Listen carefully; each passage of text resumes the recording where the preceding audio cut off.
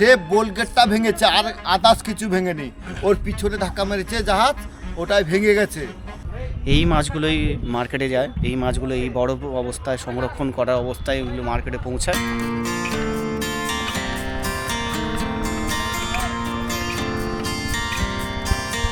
কখনো কখনো এই মানুষগুলো দুর্ঘটনার শিকার হয় এবং তার সবচেয়ে বড় উদাহরণ রিসেন্টলি এই দেখুন কীভাবে কাদায় আটকে আছে।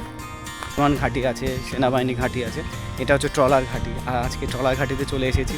এই যে ট্রলারের যে কিছু অংশ নষ্ট হয়ে যায়, তো সেইগুলো বকখালি সি বিচ যাওয়ার মাঝপথে, যেটা 10 মাইল যে বাস স্টপেজ, তো সেখানে একটা জিনিস যেটা সত্যি চোখে পড়ার মতো, সেইটা আপনারা যদি পারলে ঘুরে যাবেন। আমার পাশেই দেখতে পাচ্ছেন যে ব্রিজ, এই ব্রিজটা সোজা চলে গেছে বকখালি। তো এইটা হচ্ছে 10 মাইল বাস স্টপেজ। তো এখান থেকে আপনার ঠিক ডান দিকে আপনারা সামনেই দেখতে পাবেন যে সেই যে ট্রলার যে পোর্ট, এখানে সমস্ত সামুদ্রিক যত ট্রলার যে সব ট্রলার সমুদ্রে মাছ ধরতে যায়, সেই ট্রলারগুলো এখানে এসে ঘাঁটি গাড়ে। তো এখানে সমস্ত ট্রলারের সমস্ত তাদের জীবন কাহিনী, তাদের দুঃখ দুর্দশা এবং তারা কিভাবে নিজেদের জীবন ঝুঁকি নিয়ে আমাদের জন্য সমুদ্রের মাছ ধরে নিয়ে আসে, তো সেই সমস্ত কিছু, সেই সমস্ত গল্প, সেই সমস্ত কাহিনী, সেই সমস্ত কিছু আপনাদের সামনে তুলে ধরবো। তাহলে ভিডিওটি সম্পূর্ণ দেখুন, আশা করি ভিডিওটি ভালো লাগবে। আপনারা দেখতে পাচ্ছেন ঠিক সামনেই, দেখুন আমি একটু কাছে নিয়ে দেখাচ্ছি জিনিসটাকে জুম করে।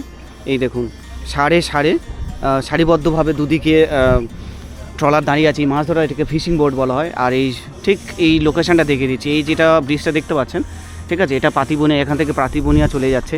তো এটা সমুদ্র সৈকত, আর ঠিক তার এর অপোজিটে আপনার চলে যাচ্ছে ওটা লালগঞ্জ, সেই বিখ্যাত লালগঞ্জ। তো তার ঠিক দেখুন তার তলা দিয়ে এই যে একটা ছোট্ট একটা নদী চলে গেছে।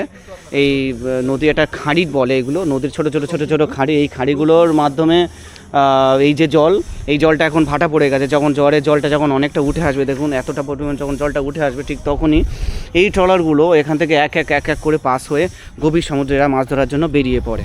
এই মানুষগুলোর জীবনশৈলী, জীবনযাপন, জীবনযাত্রা, তারা কিভাবে এই ট্রলারের মধ্যে মাঝ সমুদ্রে গিয়ে এবং তারা কিভাবে জীবনযাপন করে, সেই সম্পর্কে কিছু তথ্য আপনাদের সাথে শেয়ার করব। এই যে প্রথম যে ট্রলারটা এটা দেখতে পাচ্ছেন, এটা নাম হচ্ছে কৃষ্ণপ্রিয়া ট্রলারের ঠিক পিছনে হরিপ্রিয়া, তারপরে রাজলক্ষ্মী, তার পিছনে আপনার সিদ্ধেশ্বরী, এবং তারও পিছনে আরেকটা ট্রলার। দেখুন ট্রলারের সাইজটা দেখুন, দূর থেকে ট্রলারগুলো হয়তো অনেক ছোট লাগতে পারে, কিন্তু যখন কাছ থেকে না ট্রলারটা ভীষণই সাইজটা ভীষণ। দেখুন এই ট্রলারটা যখন সমুদ্রের জলের উপরে যখন ভেসে থাকে, ওই যে লাল যে বর্ডারটা দেখতে পাচ্ছেন, ওর ঠিক অতটাই বা আরেকটু নিচে পর্যন্ত দেখা যায়। আর অ্যাকচুয়ালি এর সাইজটা জাস্ট দেখুন, এর কত ভাগ নিচে থাকে আর কত ভাগ উপরে থাকে।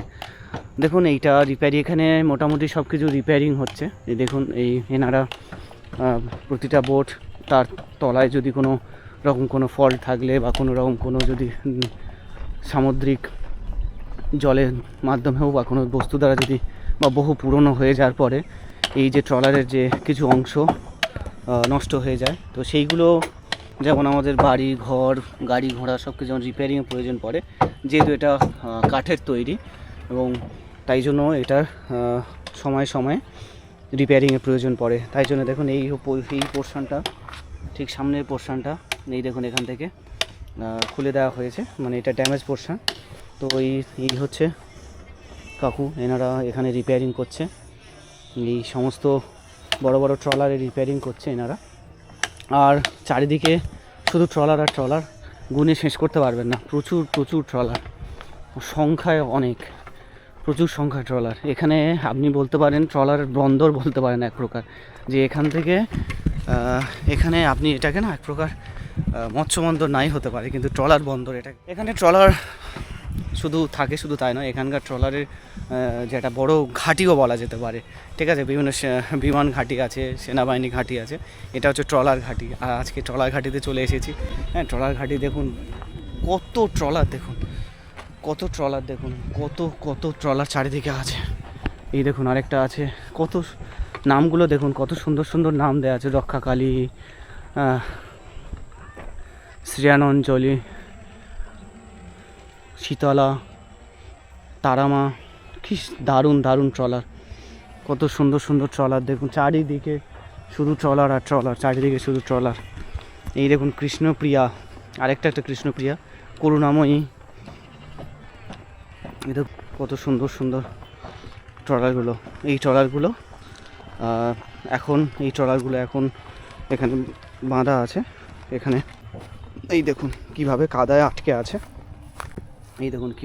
আটকে আছে, এই ট্রলারগুলো যখন জোয়ারের জল উঠবে, এই ট্রলারগুলো তখন আস্তে আস্তে ভেসে উঠবে, এবং ভেসে ওঠার সাথে সাথে এই দেখুন এগুলো আবার রওনা দেবে এখান থেকে, যেটা একটু আগে আপনাদের দেখাচ্ছিলাম। এখান থেকে রওনা দেবে। দেখুন একটা ট্রলার, কি বৃহৎ একটা ট্রলার, দেখুন সাইজটা দেখুন, কি বিশাল একটা ট্রলার, মাছ ধরার ফিশিং বোট এটা। তো এই দেখুন ভাটা পড়ে গেছে, জল নেই বললেই চলে, একদম নিচে চলে গেছে, জল তলায় চলে গেছে। তো এই হচ্ছে ব্যাপার। এই দেখুন এখানে এই একটা ট্রলার, এই ট্রলারের দেখুন সব কিছু ভিতরে, এখানে কল আছে, সব নোঙর আছে, দেখুন সব কিছু। এই ট্রলারে এনারা প্রায় 10 দিন 12 দিন 14 দিন করে মাছ সমুদ্রে চলে যায়। তো তার জন্য খাবার, জল সব কিছু এনারা সঙ্গে করে নিয়ে একেবারে ওনারা মাছ সমুদ্রে পাড়ি দেয়। কখনো কখনো এই মানুষগুলো দুর্ঘটনার শিকার হয়, এবং তার সবচেয়ে বড় উদাহরণ রিসেন্টলি বাংলাদেশ নেভি কয়েকজনকে ক্যাপচার করেছে। তো ইন্ডিয়ান বর্ডার থেকে বে অফ বেঙ্গলের বর্ডারে গিয়েছিল। তো এই যে জিনিসগুলো একটু রিস্ক আছে, তার সাথে সাথে প্রাকৃতিক দুর্যোগ সেই ব্যাপারটাও আছে। তো অবশ্যই প্রাকৃতিক দুর্যোগের কারণে বহু মানুষের প্রাণ চলে গেছে। তো সেটা একটা বড় জিনিস, যে শুধুমাত্র ফিশিং কতটা পরিশ্রম শুধু করে, শুধু তাই নয়, এই মানুষগুলো নিজেদের জীবনের ঝুঁকি, নিজেদের জীবনের বিনিময়ে, পরিবারের স্বার্থে এনারা শুধুমাত্র পরিবারের মুখে দুটো অন্ন তুলে দেওয়ার জন্য নিজেদের জীবনের ঝুঁকি নিয়ে মাছ সমুদ্রে চলে যান। তো সেটা সত্যি সত্যি এটা প্রশংসনীয়।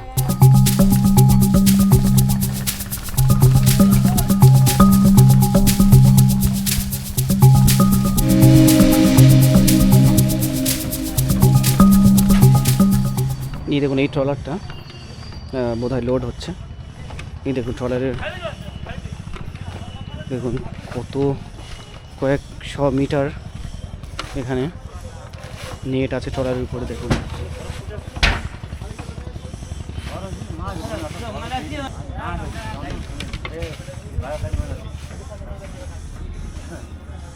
এই দেখুন এই ট্রলার করে সব মাছ এসেছে। এই দেখুন মাছের অবশিষ্টাংশ কিছু, এই দেখুন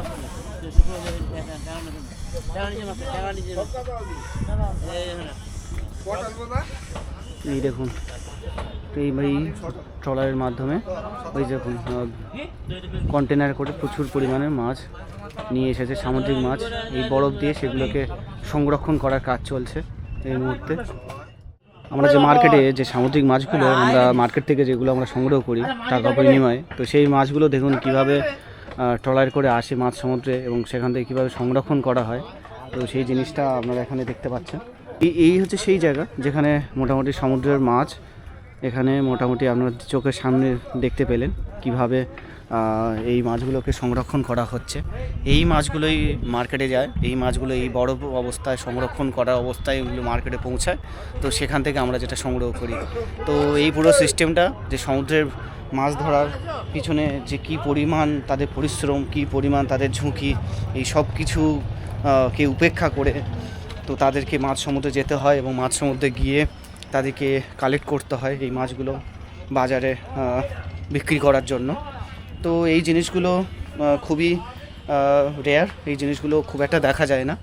তো এই জিনিসটা একমাত্র যেটা দেখতে পেলাম 10 মাইল যাওয়ার ঠিক ডান দিকে এই জিনিসগুলো চোখে পড়লো। আজকে আসছি, আচ্ছা ফিশিং করে এসছি, আজকে 10 দিন পরে এসছি।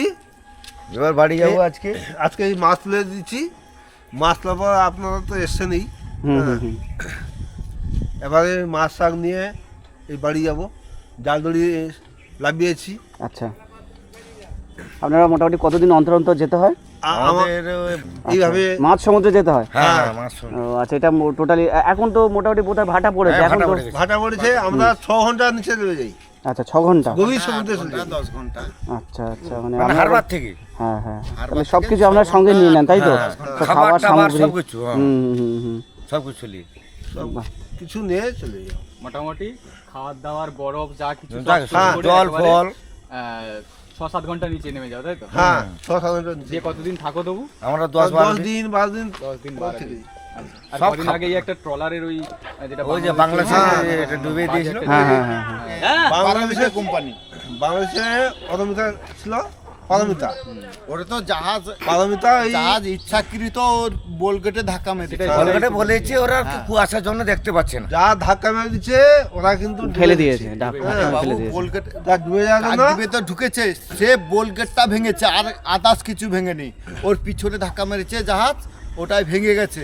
উপর ডুবে Others কিছু গেছে, না, ওটা খুঁজে পাওয়া যায়নি ইচ্ছাকৃতভাবে চারজনকে। ভেঙেছে। ইচ্ছাকৃতভাবে রাগে ইচ্ছাকৃতভাবে আরে ভেঙেছে ওরা। বল্লম মেরেছে একজনকে তো মেরেই হ্যাঁ মারাই একদম করে হ্যাঁ। বল্লম মেরে একদম ওরা কিন্তু রাগে করেছে এটা। ওটা ডেড হয়ে গেছে মাঝি। এ বাবা, সেটাও বডি পাওয়া গেছে? আর চারজন না ওরা- বডি পাওয়া যায়নি। ও না, ওর বডিটা পাওয়া যায় ওর- কিন্তু যারা ছিল তারা বলছে বল্লম মেরেছে সঙ্গে সঙ্গে মারা গেছে।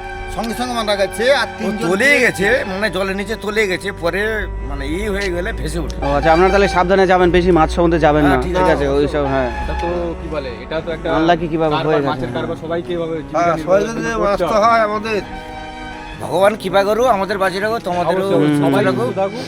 আর 6 ঘন্টা নয়, আরো 6 দুগুণে আরো 2 গুণ করুন।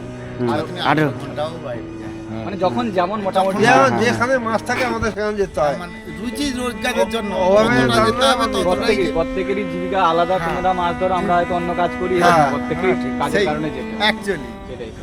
এই ভিডিওর মাধ্যমে সমুদ্রে মাঝে মাছ ধরার বোট বা ট্রলার নিয়ে যে মানুষগুলো প্রতিনিয়ত পরিশ্রম করে চলেছে নিজের জীবনের ঝুঁকি নিয়ে, আমার মনে হয় এই ভিডিওর মাধ্যমে আমি সেটা তুলে ধরার চেষ্টা করেছি।